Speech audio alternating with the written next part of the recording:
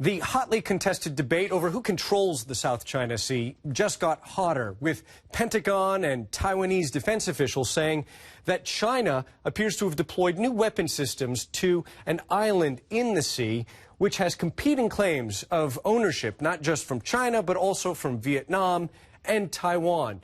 New satellite imagery from a company called ISI shows what appears to be the deployment of surface-to-air missile batteries along one of the beaches here. Now, China has controlled this island for more than 50 years. The question is, does this count as militarization?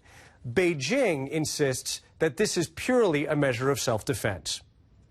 Our deployment of defense facilities in our own territory is appropriate and reasonable. It's aimed at improving our national defense capabilities and has nothing to do with so-called militarization.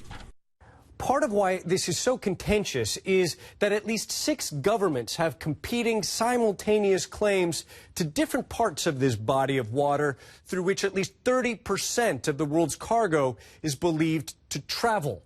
China claims territory all the way down to here, to practically the coast of the Philippines, including this area, an archipelago known as the Spratly Islands. And when you take a close look at what activities China has had here, that is an explainer for why there's so much alarm. This is the Fiery Cross Reef, photographed in 2005.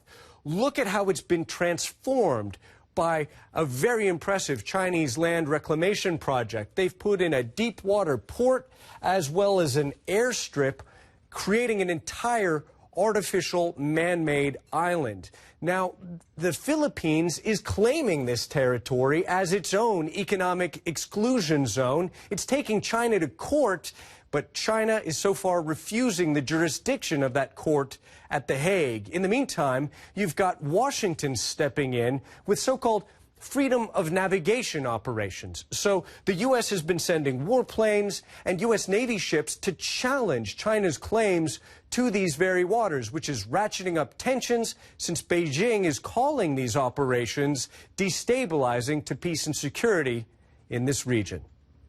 Ivan Watson, CNN.